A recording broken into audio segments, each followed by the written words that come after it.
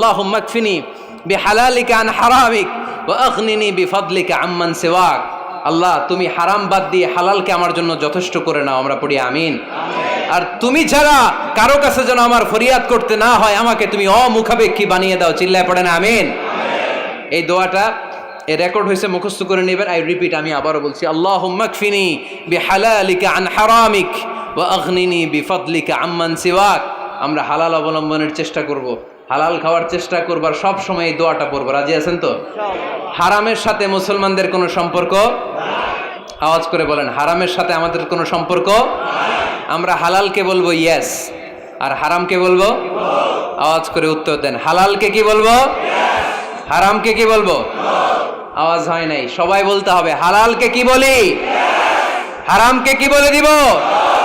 আল্লাহ আমাদের সবাইকে কথাগুলো বুঝার ও আমল করার তৌফিক দান করুক। আমরা পড়ি আমিন।